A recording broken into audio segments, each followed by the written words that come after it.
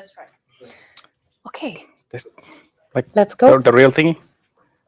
We can do a bit of a mic test. Test. Okay, test. This is my normal voice. This is my normal voice. And this is my normal voice. And this is definitely my normal voice. Yes. Yeah. We're good to go. All right. So I think we are back online with the sound as well. So let's start quickly again. Okay, take two. Take two. So hello, everyone. Welcome to the Spaceship Game Jam. My name is Noora Archer, and I come from European Space Agency. Hey, everybody. My name is Vesa Raudasoja, and I come from Finnish Game Jam Association, and I'm the main organizer of the Spaceship Game Jam event.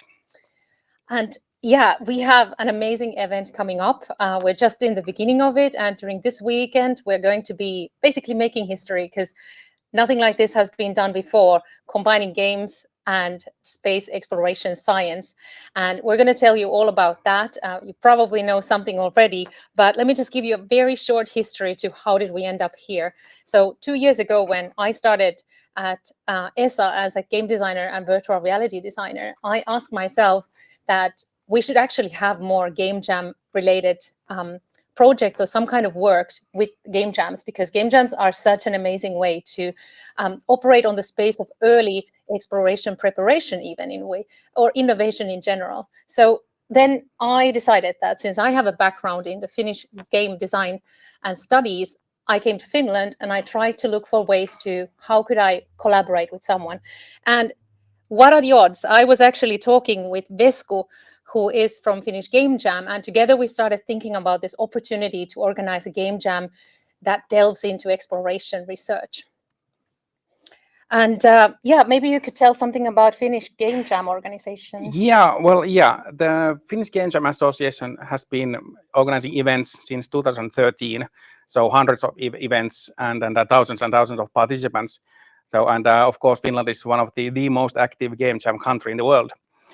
And with Finnish Game Jam, we've been pushing boundaries all the time with the where to do game jams, how to do game jams. So locations, themes, we had a game jam in a museum, on an island, in a bus, and we had a survival jam in deep forest in Lapland.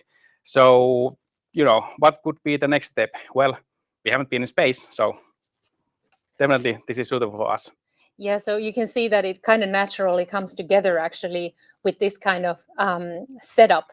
So for ESA, at the same time, as I mentioned, we do, especially in spaceships, that is the namesake of our event. In Spaceship, we do low-level exploration, preparation, and research work. So we work on the kind of innovative space and try to imagine things that, based on, of course, on real science and also information that we receive from research done on exploration, on how could we do something right here, right now, to prepare for the future of exploration.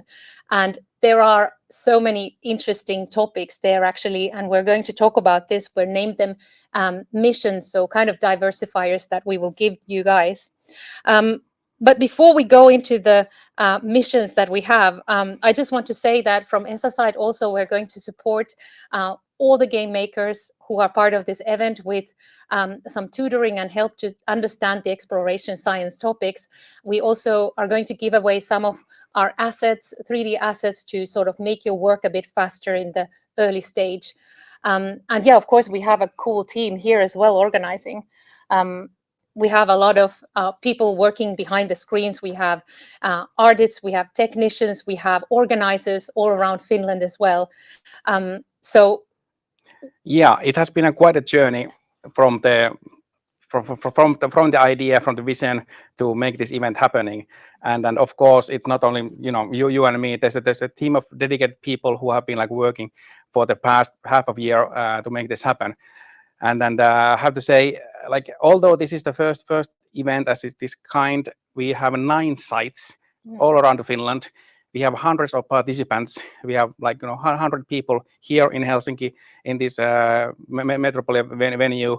And I am so happy and excited that this is happening. And yeah, but thank you for participating. Thank you to all the team who has been working here.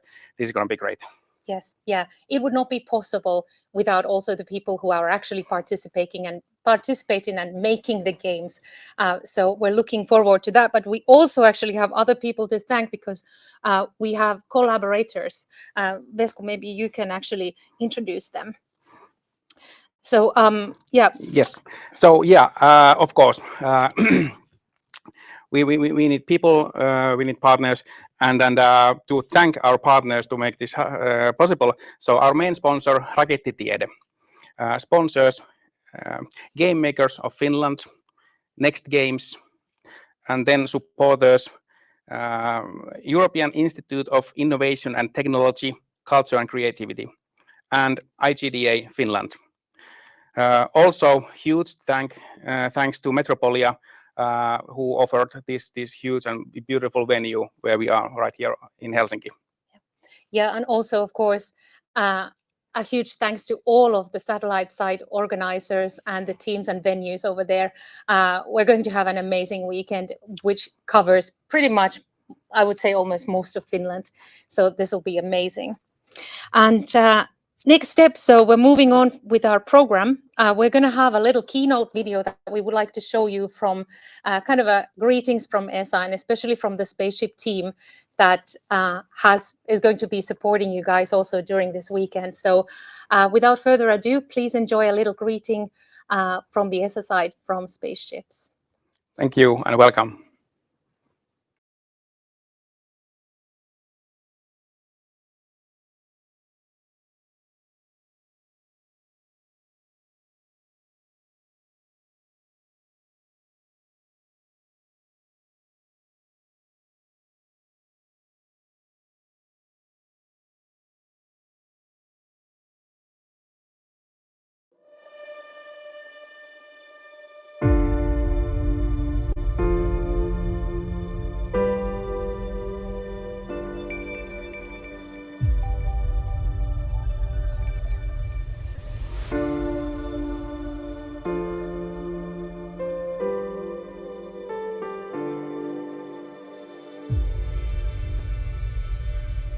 July 1969, it came in peace. I guess you're about the only person around that doesn't have TV coverage of the film.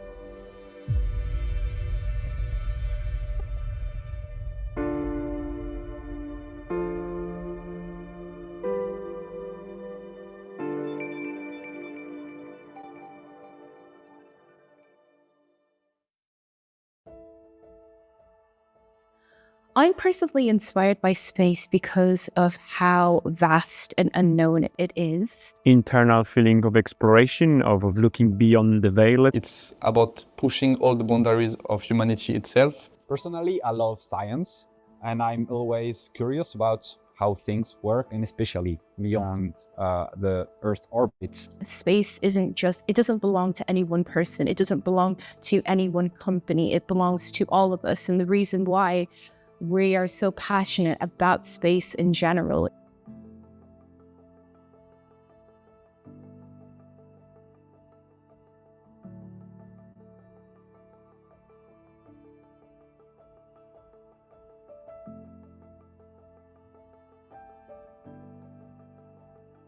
Exploration is such an inbuilt desire into the human species. Like, so much of humanity is kind of tied to the question of what's on that hill just over the horizon. That kind of extends into the cosmos. Is there life outside Earth? We need to do space exploration. Trying to probe the world, the universe around us, and this is what this space exploration allows us to do. To essentially move forward the human race, exceed our potentialist limits. Wanting to understand what's beyond just our singular planet, like what really is out there.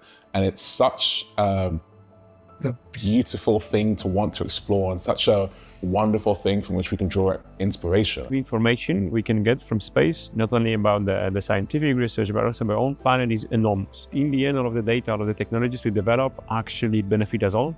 For example, we can improve a lot medicine. We cannot imagine our lives without the GPS, without internet. The Apollo missions happened 50 years ago, and that is still so much that inspires art, music. I want to say it's beautiful because we as a humanity, as a one species, we are building such advanced technologically system and always pushing the boundary of science. It allows us to become better, both as humans, for a peaceful space exploration, and also technologically, with the devices we use.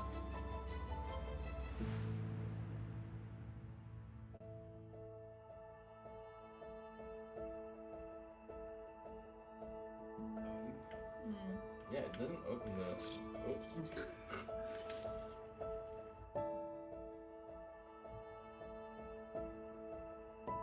One has been very cool. It aims to protect astronauts against solar proton events that can harm astronauts. Basically, a big shield that you would have around your chest, it would be filled with water because wherever humans go, they need water. So here we have the FTIR spectrometer. From this, we can analyze the composition of different simulants. What's cool is that there is a joystick which controls the movement of the sample under the microscope, which is similar to a game. I think the most playful part is always going to the test bed. We have our own analog suits, and it's always super fun to test different equipment there, to establish procedures, to do some upgrades for the analog spacesuit.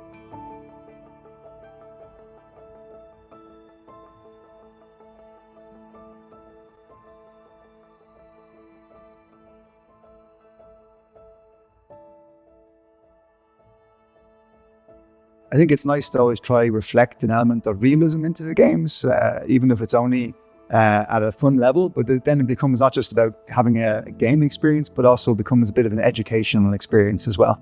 Ever since I started working with the Sigma 7, I'd wanted to make a game with it. Having haptic feedback in such an interesting, different control system that is not used in gaming today, it just made me want to make either a burger flipping simulator with it, or some sort of spaceship racing game in 6 Degrees of Freedom. So I've played games like Subnautica or Oxygen Not Included, where it's a survival game to collect resources. Tying that into machine learning and data science, to get a good output, you need good data. So incorporating that data collection aspect, collecting different types of data, collecting high quality data, and then upgrading your scanner like you would do in Subnautica.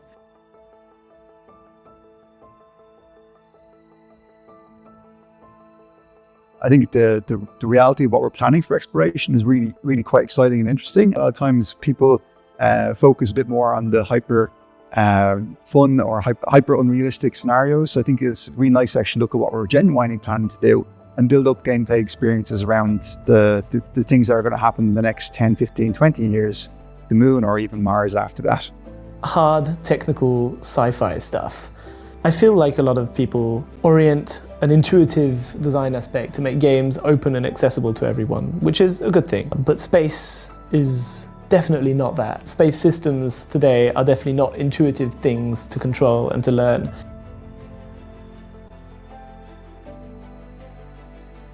What I'd like to see is a scientifically accurate representation of the lunar/Martian surface, teach the difference in terrestrial/lunar surface. It's of course the question of what's in a black hole. All I've seen in these kind of movies that someone goes into a black hole and something happens. I want to see something new, maybe change our perspective or what is actually inside the black hole. Yeah, I think it would be cool to see how the physics behind spectroscopy could be explored in a space-related game, how spectrometers are used and the techniques behind that would be cool. A really cool idea could be, because nobody done it, I think, from what I know. Black holes could be very good to get into, maybe. We're going to want to go back to the moon and live there permanently. The problem is, we're not going to be able to bring stuff from Earth all the time. So we're going to really need to know how to use the materials we have there. It's called in situ resource utilization. How do you manipulate these things to build the thing you want without causing too much damage to everything else, I guess? Additive manufacturing, particularly in zero or micro or low gravity, could be such an interesting way to approach a game.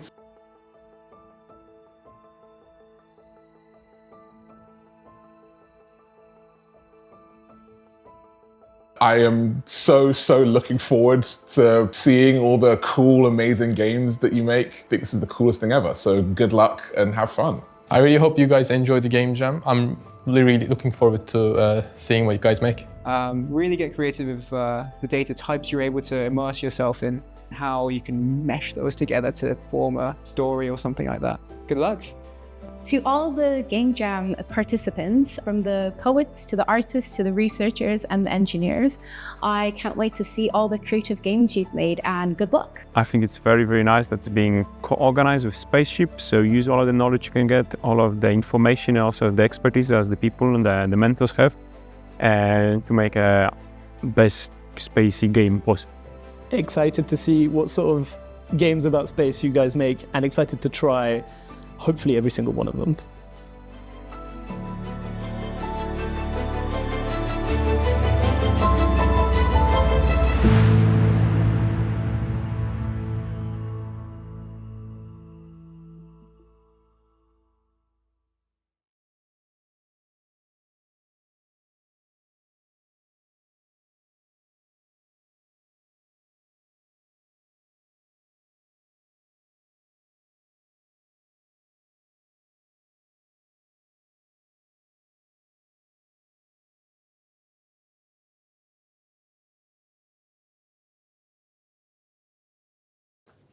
Right. Hello, everyone, again.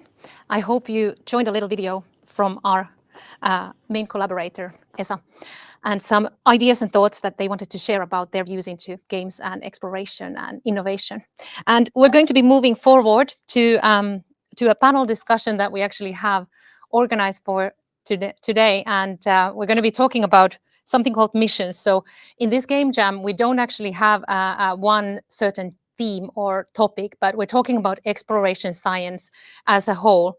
And for that reason, we have a kind of a list of these diversifying aspects that we call missions. And in order to get you a little bit more into the mood of what exactly we're doing, we have invited a couple of our experts. Actually, here next to me is Alex, my co-host for the panel. Alex has worked with me together in the European Space Agency in the Astronaut Center. And we, for example, did a couple of projects together. And so Alex has also a really interesting background into these topics. And online, we will be having a few ESA experts joining us. And let me just see that we will get them also into our... Yes, okay, so we have Aidan Cowley joining. Maybe you can already... Oh, yes, let's wait for everyone to come, and then we can have maybe a little introduction from each one of you, what exactly you're working on or your expertise. So we should be waiting for one more person.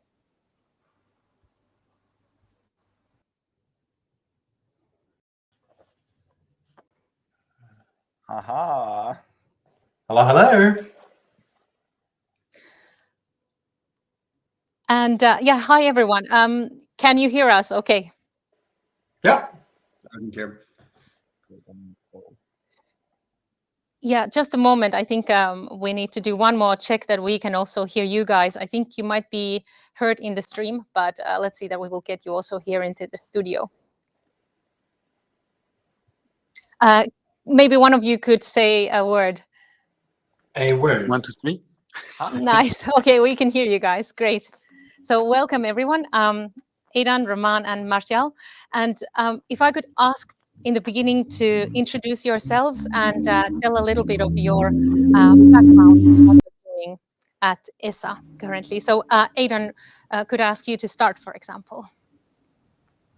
Yes, thank you, Noora. Good afternoon, everyone. So my name is Aidan Cowley. I'm a scientist here at the European Space Agency.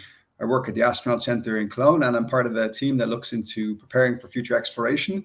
And within that team, I help manage another team, which is called Spaceships, which are innovation teams that look into new technologies, new concepts and ideas, and how they can be utilized to help prepare for exploration in the future. About myself, I'm a materials engineer scientist by training, but I'm also a lot of experience with computer science. I'm also an avid computer gamer. So I'm very happy to partake with the Space Jam and try to answer as many questions as I can. Thank you, Aidan. Romain, could we hear something from you as well? Hello, everybody. My name is Romain Charles, and well, I'm coordinating another spaceship. This one is in the UK at the European Centre for Space Application and Telecommunications near Oxford. And so everything that Aidan said, but here in the UK. Other than that, I had an interesting experience some years ago where I simulated a round trip to Mars. So I spent 520 days confined in a mock-up of a spaceship. And before that, even I was playing some video games, but it helped to have video games during this experiment, during this mission. And that's, I think, already not too bad for me. Thank you, Romain. More about, actually, Romain will tell us tomorrow, but I'll tell about that as well a little bit later. So, Martial, could we hear something also about your work and your background? Yeah, no problem. Thank you. Hi. Name is Martial Costantini. I'm also working with Aidan at the European Astronaut Centre in Cologne in Germany. And I'm an engineer, a space engineer, but I've been developing video games since I was like 11 years old. And so that was before Unity, it was before Unreal Engine. Today, sometimes I do a little bit of robotics, but I manage immersive technologies in the European Astronaut Centre. So we do virtual reality, augmented reality, mixed reality, extended reality, lots of realities. And we have a goal to utilize those technologies to optimize human spaceflight. And that could be through training, through mission simulations, through hardware construction sometimes, and making sure we're operationally more efficient. So through our team, we've developed a number of different training tools, simulation, review tools, and yeah, I've done a number of game jams. I've done a number of global game jam. I've done epic mega jam. I've developed a couple of video games on my own time. So I'm very excited to be here today to answer the questions that you guys have, and know that game development is something that is dear to my heart, and something kind of a job and also a hobby. Thank you, Martial. And well, actually, I didn't also know about your background with game jams, so it makes it all the more interesting for you to give some ideas for some of the game concepts, or the, as we call them, missions that we have. And that's actually one of the fun part here that we're going to do. So I provided you with a list earlier on some of the missions that we are going to have here. So all in all, it's a very extensive list, but we'll start with a couple. And what Alex is also helping me with is to kind of go through some of the topics, and then we're going to ask you guys actually to give thoughts on what you would consider as an interesting game idea. So let me just pull the list here. And just to ask you first, though, did you have time to look into them a little bit beforehand, so that you might not be completely surprised if we shoot out here a couple of questions? I checked, yes. I had a quick look through it, Noora, so I'll do my best on my side. Yeah. Nice. It might be better if you read both columns, if you're going to refer to one, just because then it'll avoid us just scrolling through the right one. Indeed, yeah. And actually, I think I might be able to also share my own screen here, which I will try to do now. Let me just see.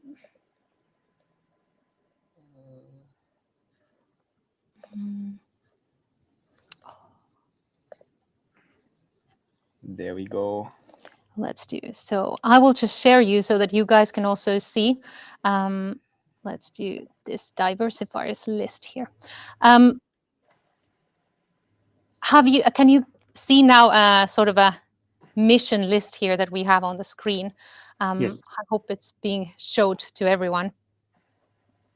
Yeah, so from these topics, actually, I want to ask you guys first, did you notice anything that was kind of like catching your interest? For example, if starting now with Romain, was there one topic that you sort of thought might have been more interesting than another? We can also jump here to the right one and show also to the audience which one we're talking about.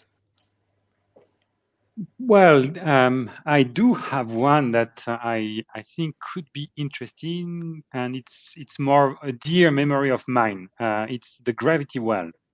All right. The gravity well, the Moon, Mars have a different gravity compared to Earth, and in space, usually astronauts are weightless. They are in free fall, and going back to my earliest memories of video games, I remember going to see a family friend, and she had like an IBM computer, one of the first one, and there was a game about athleticism.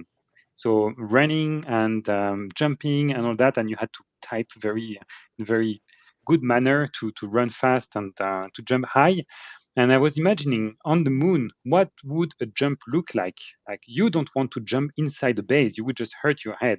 So what this reduced gravity could add, like the astronauts, the Apollo astronauts, when they were walking on the moon, they were actually kind of kangaroo jumping because that was easier to walk. So this change of gravity changes a lot on almost everything that is the daily life that we have here on Earth. How would that apply to a competition of athleticism? That's something that to me would be quite interesting. How does it translate into a game? I must admit, I don't have a clear idea, so I would leave that to your imagination. But that one, I saw it and I remembered it. That's really good topic, I think, and such a central also for a lot of operations.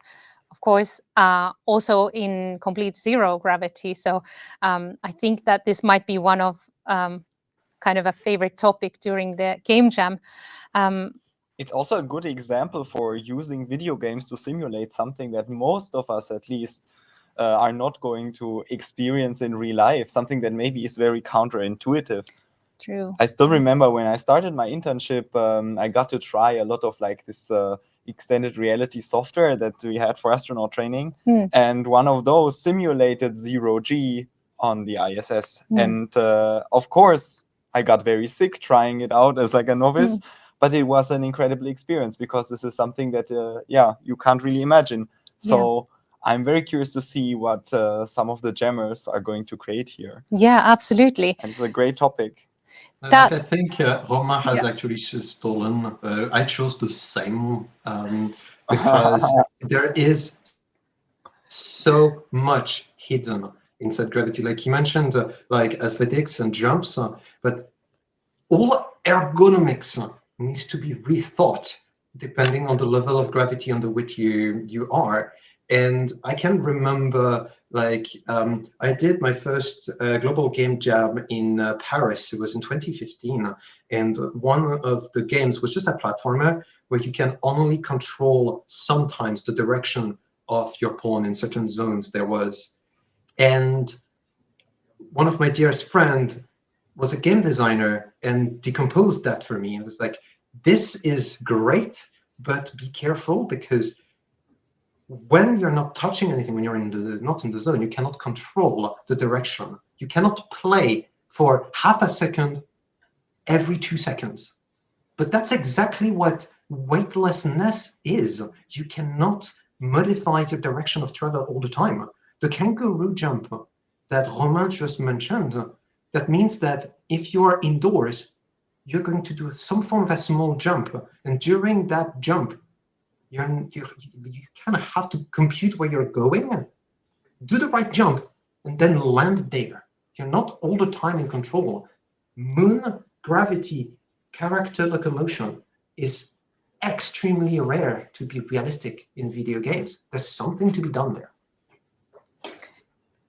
Yeah, that sounds really good. Aidan, do you have something to add into this one on your own behalf, or would you like to talk about another topic that you chose?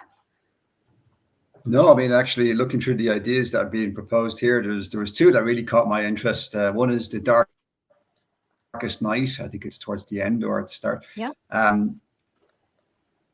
There it is there. I often think this is something people never appreciate for exploration, is just how challenging the environment genuinely is, especially on the moon, where you will experience, at the equator, you'll experience 2 weeks of sunshine, nearly 100 degrees centigrade in the sunlight. And then whenever the darkness comes, you get 2 weeks of incredible darkness where it drops to, minus 200, almost minus 200 degrees centigrade. It becomes extremely, extremely cold, extremely challenging to survive this environment. And I always think it's something that people don't appreciate. And I think, one of the great tricks that games can do is they can actually force you to appreciate environmental challenges in a unique way, basically using gaming as a learning instrument. And in this regards, I often think this is a nice area to potentially explore. Can you do a kind of survival simulation in surviving the lunar night? How would you do it? This is an interesting challenge. Not only can it be fun to see how far you get or see if you can survive it, but it would also be educational. It would teach you a lot about the real realities of the things that we have to do to try to survive the lunar night. And the second thing is just a personal thing. I love colony management games. I'm a big fan of games like SimCity years ago and City Skylines. So when I saw Sim Colony, I immediately said this is cool. Also games like Anno series and stuff like this, where that kind of logistical management of a colony is super interesting. I often think people don't go deep enough in some of these games. I think a lot of times the details are really interesting. And again, you can learn a lot from a well-implemented colony sim game around an exploration destination like the moon. It can become a really educational thing to understand, to let people understand what are the constraints and challenges of actually surviving on other planets. Yeah. Aidan, for designers thinking about this specific topic, do you have a bit of like a pointer what might differ from these like traditional simulation games on Earth? What could be challenges that are unique to space? Yeah, I think the environment, as we kind of hinted at already with the Darkest Night, this is a real big challenge. But also, I think a lot of times games sometimes a little bit gloss over the detail, the difficulty on doing some things. I know no one's going to sit and play a game where you're extracting iron from the soil. That's not really a very exciting thing to do. But at the same time, finding ways to make this interesting perhaps will teach people the value that, a lot of times people gloss over what are incredibly complicated processes here on Earth to give us, raw materials. And we've never tested or done much of that at all in space to date. I think there's a really interesting learning opportunity there to get people to pay attention to just how incredibly difficult it is to do anything like building up an industrial base on another planet, Actually, if I may add into this, that there could be maybe an interesting opportunity, like from my own work with virtual reality simulation, especially on the moon polar areas where the shadows and lights are kind of changing also all the time. If thinking about the operations, what kind of even this kind of a colony on moon would then, how would you operate even some of the simpler tasks when sometimes you have these completely unseeable shadow areas? And that would be actually a kind of a fun idea for a game to just understand how do you operate around this fact that sometimes you lose all sight of what you're doing. So I think maybe there could be like an opportunity to also combine these diversifiers. On a perception side, I'm very curious also about, like, can we somehow create a sci-fi scenario that is realistic in this case? There exists things like LiDAR, which is basically just like ray patterns of lights shot in the environment that can measure depth, right? So maybe a cool gimmick could be trying to see the world through the lens of LiDAR. So, like, can we simulate kind of like area surfaces and all of this in a 3D engine? So I think you can be very creative and come up with some cool ideas, and maybe actually are realistic and could happen in real life also. That's really interesting, Alex, because Aidan and we've been running some R&D all of those years ago about the user interface and the mode of operation for an astronaut to remotely control a rover. And we've been studying some of those things. We even have now a number of people doing research, sometimes actually like whole PhDs working on that kind of human interaction with the machines. How do you encode from a video stream what is dangerous? Like, do you highlight it in red? How do you put in augmented reality your path back to base if you're lost in the middle of the night? How do you know you're not overlaying some visual cue where the UI is going to hide something that the astronaut absolutely needs to see because otherwise it's going to trip? So there's a lot of things that could be done about this. The whole question, however, remains, where's the fun? In the advice I'd like to give to all the jammers, start by looking for your fun as early as possible. And if you implement some of the more systemic, like the simulation topic that Aidan picked, be careful. There's a trap in game jams because of how short of your time is. Don't develop content too much. Your systems are going to be your content much more than producing asset over assets over assets over assets. Implement game logics with the fun. Have something playable by tomorrow noon. If you have something that's playable by tomorrow noon, you're going to be good to go, because delivery is Sunday at 5. Sunday at 5, at Sunday morning, try to have something that is like, there's bugs, but it kind of goes well.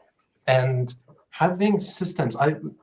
Last time I did the Epic Mega Jam, I delivered a small scale but completely functional 4X game. And the 4X game was functional not at noon, but like early afternoon on the Saturday. And that's the whole point. Mechanics would get you there. And the detail that Aidan is looking for, you can get that in mechanics that really play together in complex ways. Yeah, that's coming from a true game jammer who knows clearly who the boundary is. The biggest boundary, of course, is time. And yeah, I think it's really good to think about in general, and maybe those people who have been jamming know that this is a fact. But for this, we also do offer some assets to help. And but actually, I wanted to ask Romain, do you see an opportunity? Because Marcel was mentioning shortly, for example, this work of robots and humans together. And I was wondering that because you have the experience from Mars 500, could you imagine, for example, a game that maybe deals with these kind of two topics? So trusty robotic or AI companions on a long mission to somewhere far away. Definitely. We even had, I remember one experiment where we had to drive a little rover, and it felt like a video game, even though it was not at all. We're not measuring how fast we would reach one point or another. It was an experiment on maneuverability, so how easy it is to go around. But with the others, and especially with a few other ones that do like video games, we would compare how fast we went and how to find some shortcuts and jump on top of a rock, even though you would never do that with perseverance or with curiosity. So we had a few of those, and it's basically what you usually see as driving a little a little car, micro machines, or that kind of things. It can expand. I don't remember a specific case to showcase what you are proposing, but definitely there is a lot that can be done in this aspect. Aidan, do you have a take on this? I know that at Spaceship EAC, there's also work done to, for example, develop rovers and AI and different kind of things. Can you come up with something that might be interesting way to look at the communication and seamless collaboration between humans and machines? Yeah, I think it's I echo a lot of what Romain said about robotics there. I would say, you know, one of the interesting opportunities potentially with gaming and robotic activities and interfaces is when we look at robotic locomotion for current exploration missions, it's incredibly slow. It's very orthodox. It's very constrained. But people are kind of waking up to new possibilities in the future. So there is now a lot of initiatives being done on new ways to do locomotion, how we can move around and explore faster. You know, so there's also an opportunity potentially to utilize maybe the outputs from some of the games here or the ideas that come around for looking into new ways of actually potentially doing exploration with robotic systems or rovers. Beyond that, I think gaming has actually got a great history of developing new interfaces. I mean, most of the interfaces that we've tried to implement that Marshall was talking about, for example, with PhDs for navigating or working with robotic assets or moving around on the lunar surface, most of the best ones tend to come from ideas that have been already utilized in you know, first-person shooter games where there's a compass, where there's a indicator for where information should be found. Even things like dead spaces, line on the ground to get you where you need to go. You know, these are clever tricks, you know, but they're all ideas that came from game world, game design, that we've basically stolen. So I think there's a lot of interesting opportunities there for new ideas in this domain, making it easy to connect the information that's coming onto the screen with the astronauts or the operators on the other side. And don't be afraid to try out new robotic locomotion ideas. A lot of people watch these things and take inspiration from this. You know, there's really a loop, like exactly what Aidan said. We take inspiration from video games and sci-fi, and in vice versa, authors and developers of sci-fi works take inspiration from us. And maybe we don't know about each other, but we really build on each other. It's really go all in. If you guys want, I had an idea I could share about the hot right now diversifier. Hot right now. Can I add one last thing to Trusty Companions? Yeah. I want to see some personality. I feel like in these very long haul upcoming space missions, if we really want the humans to feel good about using the tools they have at their disposal, it would be nice if we actually made them cute. On the develop a game that could run on ISS technology page, there is actually listed these tiny robots that exist on ISS. You know, they're like cutesy little cubes. Yeah, they have so much personality in them, and I think that's a really good example. So like this like human computer interaction idea. Yeah, Astro Bee, exactly. They are really, really cute. So I think this could also be like an interesting direction to go in. I hope you agree. But now the hot topic. Hot right now, yeah. So continuing, here we are. There we go. So yeah, Marshall, please continue. So that's so story time. We are preparing a re-entry cargo capsule in the European Space Agency. It's an astronaut and colleague of ours called Samantha Cristoforetti that takes good care of that future capsule. It's an official ESA program. And some of their team members came to us, to our team, somewhat recently. And it turns out they asked me a very interesting question. That capsule, we don't want it to flip over. We want the shields very much at the bottom, right? And, well, we've got astronauts on the space station that's going to put the cargo boxes inside the cargo holds. And depending on where you put the heavy boxes in the cargo hold versus the light boxes, the center of mass of the entire vehicle might be putting stable or unstable the capsule as it descends. And turns out they're asking us to develop an algorithm to please find where to place the boxes so nothing catastrophic happens. But that could be a game.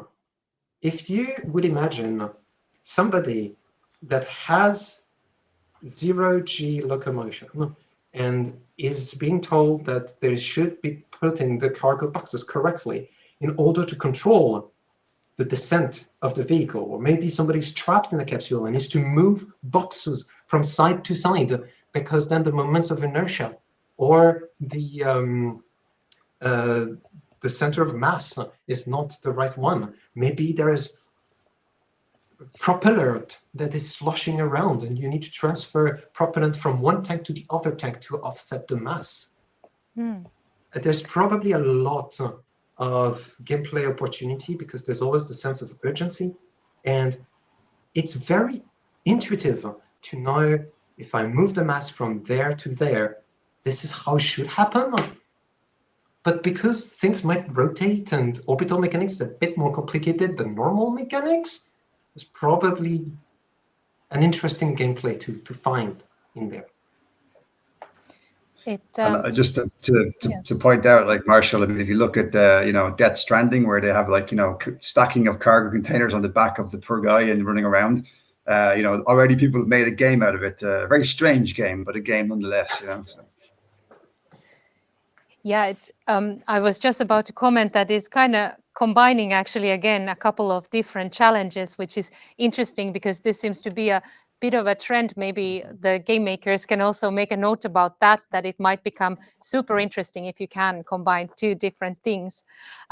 I wanted to also ask any one of you if you can share any information. I know that there has been some challenges with this kind of management of weight and objects also. So I don't know. I've understood that ISS, for example, has the challenge that you really have to stack things in a right way. Do you see this as a topic for future space missions as well, or new space stations? Or which strange objects fly around ISS unexpectedly? You work with a lot of astronauts. Please enlighten us. Well, the recent story I always tell is about the rogue tomato. There was a tomato growth experiment inside the ISS there recently, and there was a number of special tomatoes being grown, and there was controlled tomatoes being grown.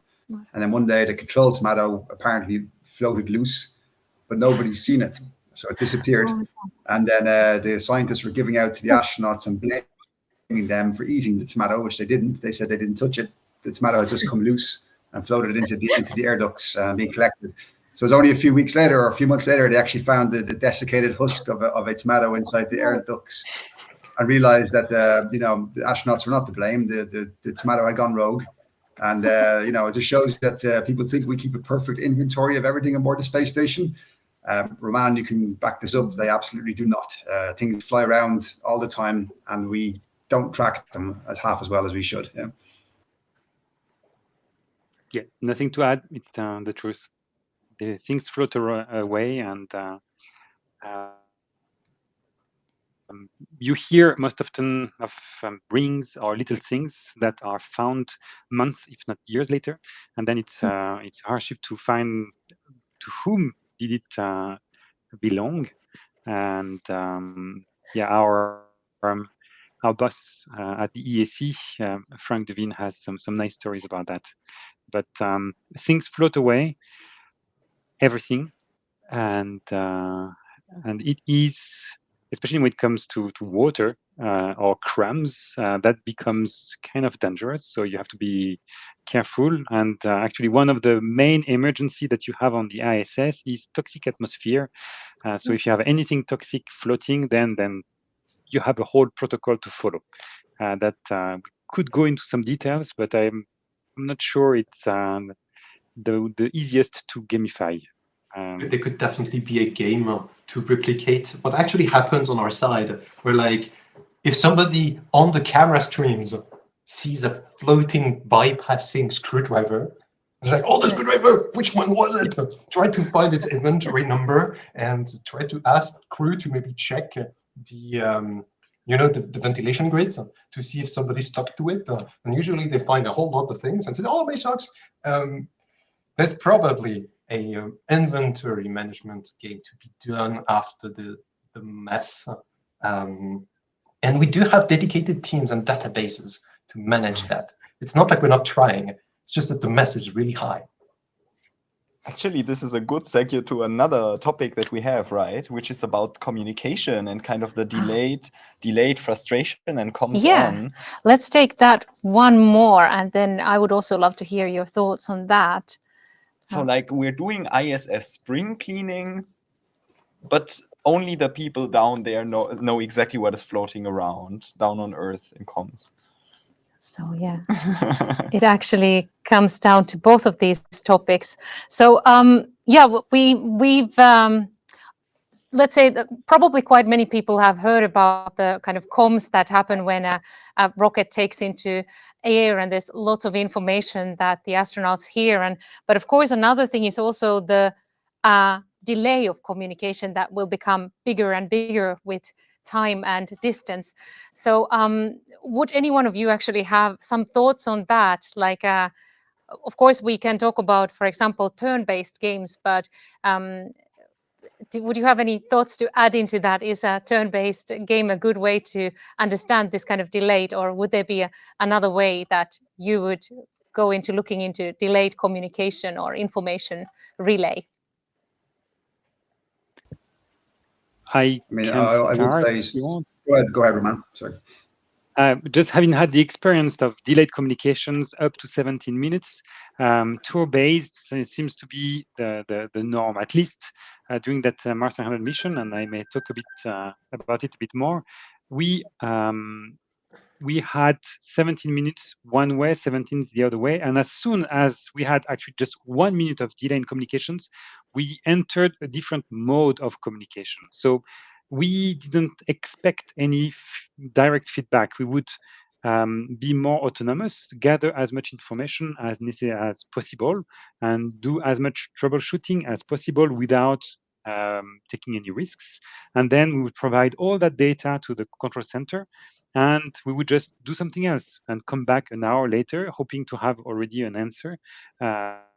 And then we would go back to what we're initially doing. So tour-based seem to be quite intuitive or natural. At least that's what we used. But when we go down to 1-2 seconds of delay, you can learn to play with it. You can learn to work with it. It is uncomfortable in some ways, and our discussion with Aidan, we started, and then we had to find this awkward decision, like who goes first. So thank you for being very polite, Aidan. This happens quite a lot when you talk to the ISS, and it will happen even more when you talk to the moon. So you need to really think about what you say and end clearly. And I will end now what I was saying. Yeah, I was just going to say, don't underestimate the challenges of time delays, and Romain's examples are absolutely perfectly illustrate that.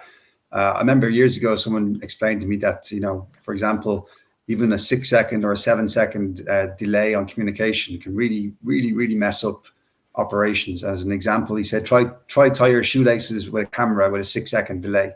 And you see how incredibly difficult it can be to do these kind of operations. So as Romain says, you end up moving into a different paradigm at the longer delay times. It's an interesting area to play around with. There could be some interesting gamification applications there.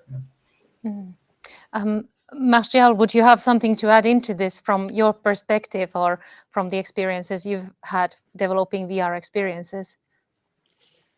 I'd echo that at 1 second, you can still make it work rather easily. You notice, but it's not a big issue. As long as we're talking about like audio communication. If you're trying to have like a dexterity task, then having a second of delay between your action and the feedback you're getting is really difficult to manage. And I would imagine that, yes, just like Aidan said, lots of gaming to be done if somebody would make a puzzle game of some sort, or a challenge of an action game of sorts, where you play with delayed inputs. It would go against the industry that really tries to minimize input latency, but there's a game still. Yeah, that's an interesting take on it as well, that what kind of games do we then develop for future, for example, for space missions, and what kind of aspects there might be to how we're used to playing games as well. I mean, at that point, the action that is kind of unfolded by a single input needs to be a bit longer of a sequence, right? And so like it could be an interesting question to like ask the players, hey, can you like design some like macros, some things that are going to be executed if you send a certain command? Can you be faster in certain tasks if you intelligently prepare what happens if I issue command A and command B? So I think there's definitely an interesting dynamic behind there.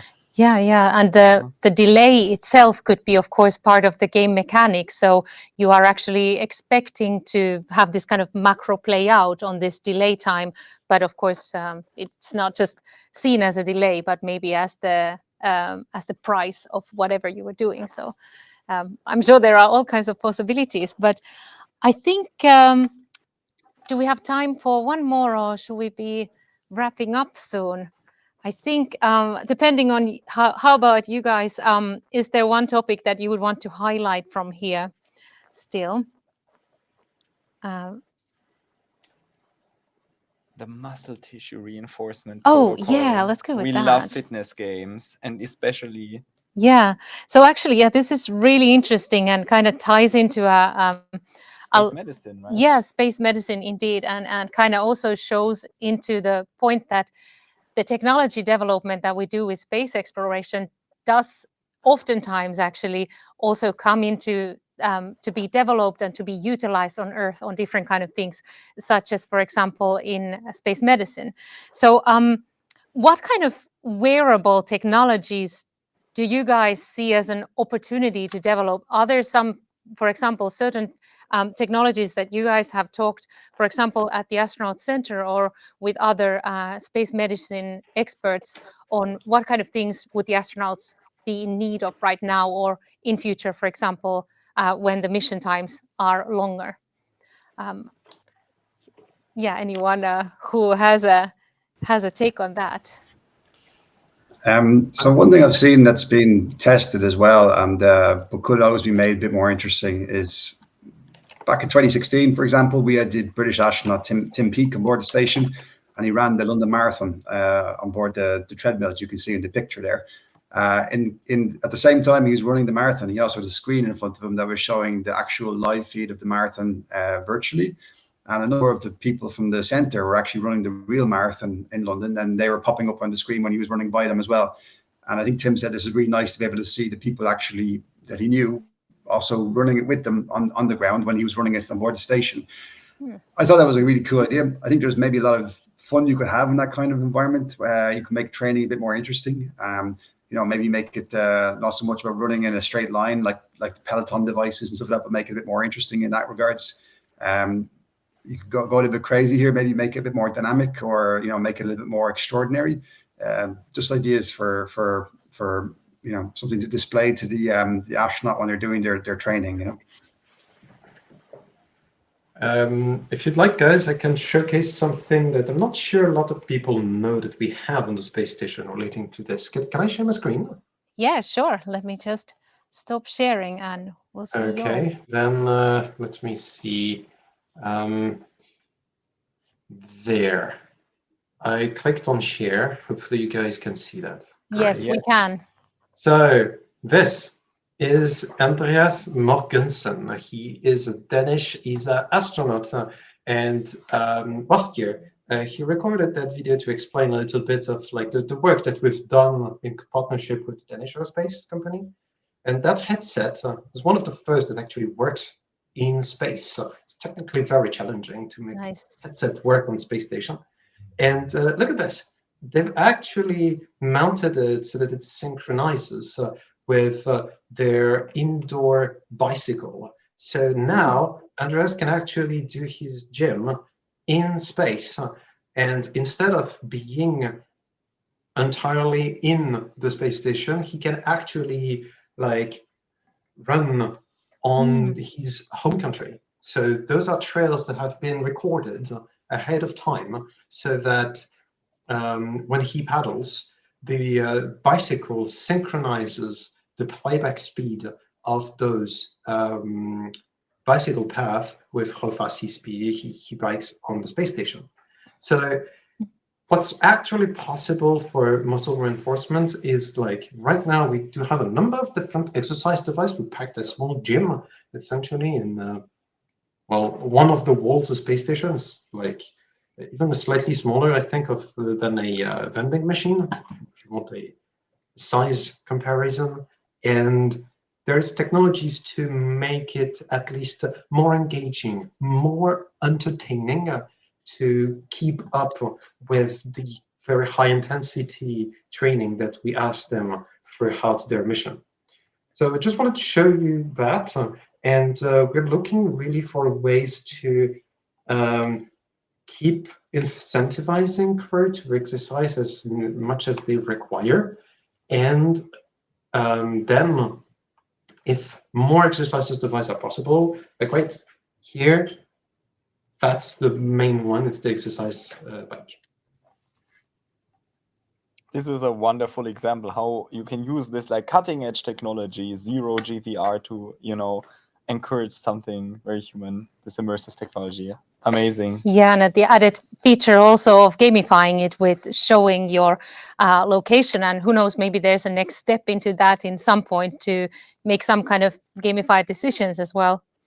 But I think that we might take, shall we take, if Romain, would you have any suggestion from your side, for example, into the topic of wearables and such? And I think after that, we'll start wrapping up.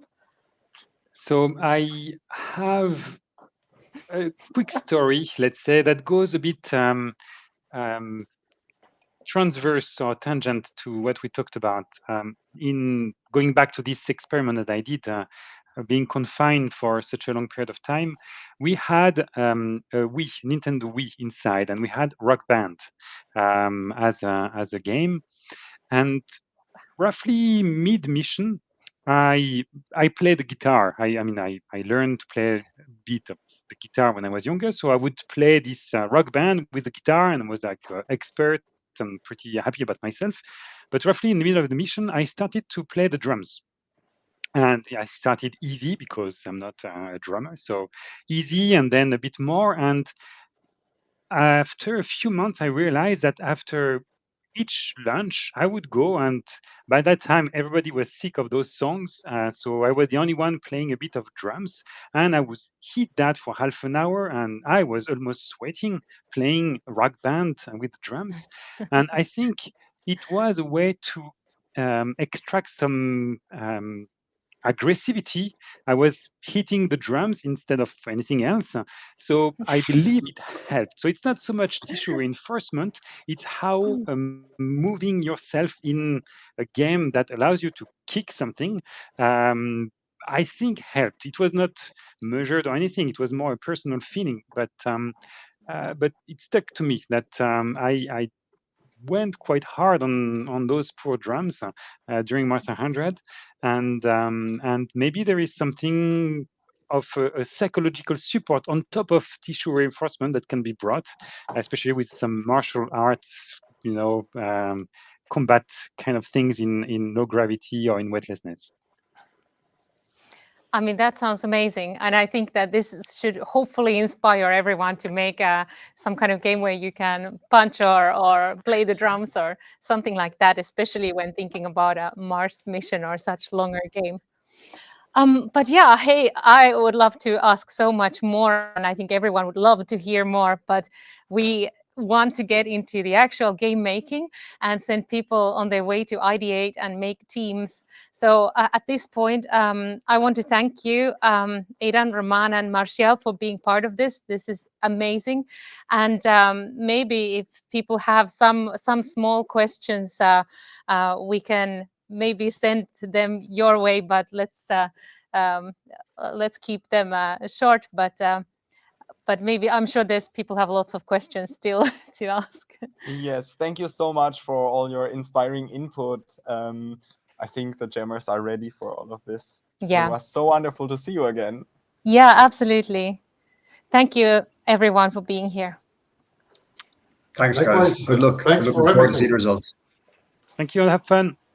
Have Thank fun. you.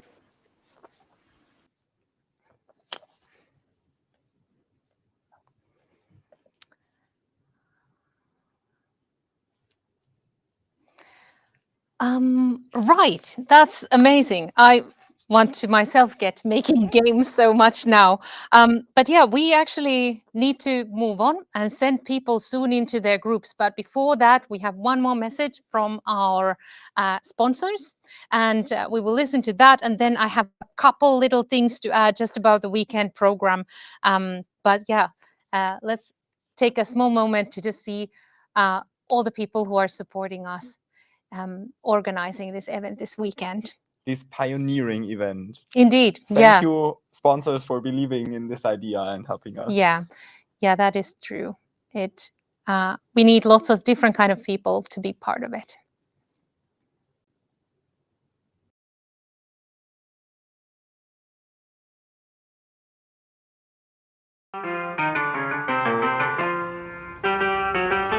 IT-konsultti on varmaan semmoinen, ehkä voisi niin kuin rumasti sanoa, että semmoinen viisastelija, joka käy kertomassa ihmisille, että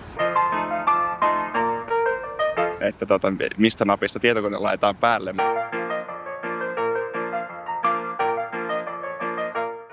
Tässä on tietokoneesi. Tämä on pelkkä näppäimistö.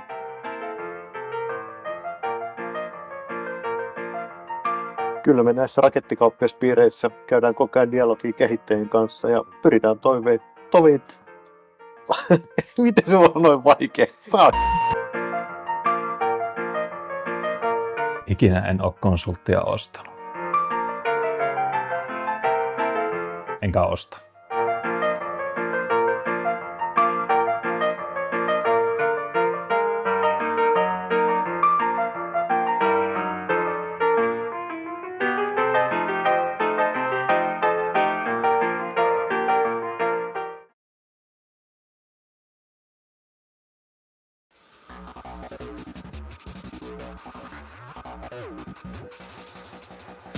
Game Makers of Finland is a trade union for employees and those intending to work in the game industry.